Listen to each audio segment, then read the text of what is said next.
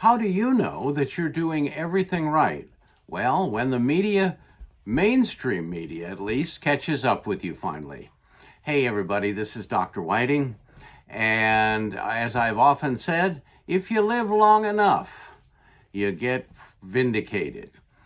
25 plus years ago, I talked about the potential problems connected with diet drinks, diet soft drinks. And I said that they probably are contributing to blood sugar disorders, hypoglycemia, type 2 diabetes, insulin resistance, and so forth. And everybody said I was completely insane, that a non-nutritive, sugar-free beverage could not have any effect whatsoever on blood sugar or insulin levels. Well, now all over the news media today, this morning, was the results of a study, a meta-analysis that was done. And they now realize that artificial sweeteners, especially those in soft drinks, are contributing to insulin resistance disorders, type 2 diabetes, hypoglycemia, and so on. And the reason for that is, of course, they didn't give that reason. They didn't go that far. They just went far enough to say, yeah, I think these drinks are responsible for at least a portion of the insulin resistance / diabetes epidemic. And I can give you the reason. It's the same reason I taught people 25 years ago.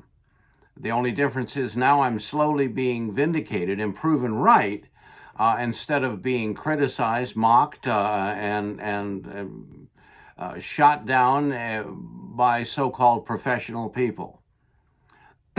This is what happens. When you consume anything, say a dessert or a beverage that has been sweetened with artificial sweeteners, it is true. They provide no caloric intake, they provide no carbohydrates, and they provide no sugar. So what's going on? It's very, very simple. When the sweet substance touches your tongue, your brain doesn't know that artificial sweeteners exist because they're man-made.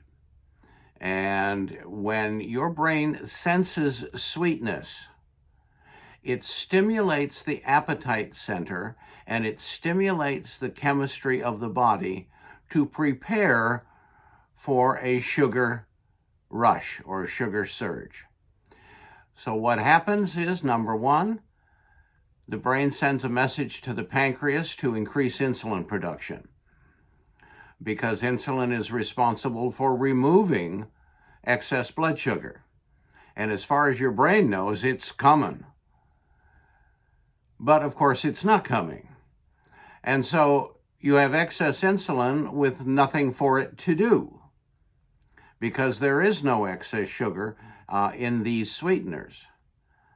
So the excess insulin then takes whatever glucose is circulating in your body and contributes it to the insulin receptor sites and eventually to the fat cell. I've often said, why are only fat people drink diet drinks? And this is what I meant. Because of the stimulating insulin that these sweet drinks and other things provide. And insulin is the fat-storing hormone. And so the reason why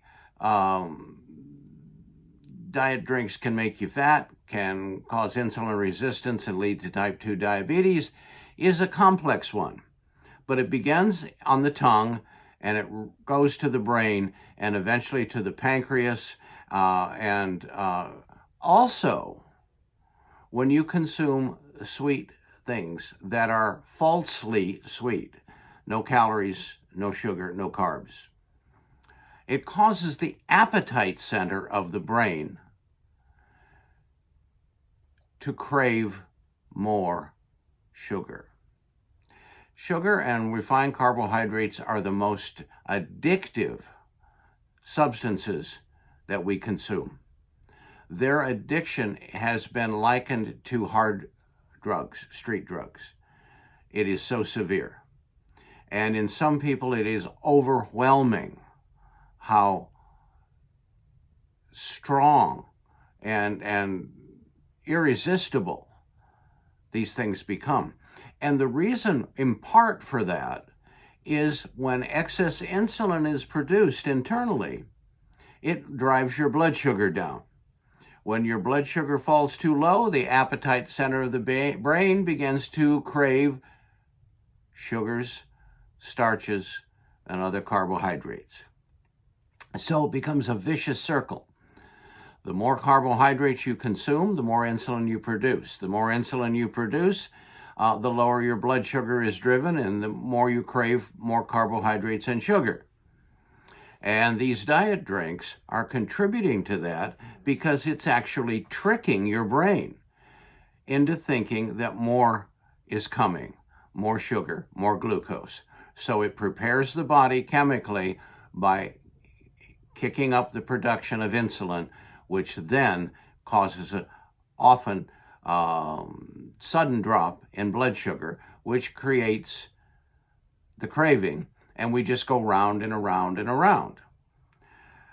Now, I'm not saying you can't enjoy a soft drink because, especially if you're hypoglycemic or diabetic, and you really need to avoid real sugars, go ahead, because it's always quantity driven. A soft drink for a sweet taste after work or in the mid-morning is perfectly fine. 6 or 8 cans a day is probably not okay because it's keeping your blood sugar fluctuating due to excess insulin production. Should you have any questions about this issue, and it is somewhat complex, you can always reach me at 619-507-2113. You can email me at askthedoc@healthyinformation.com. I would love to discuss this further with you and see what experiences you may have had, one way or the other, with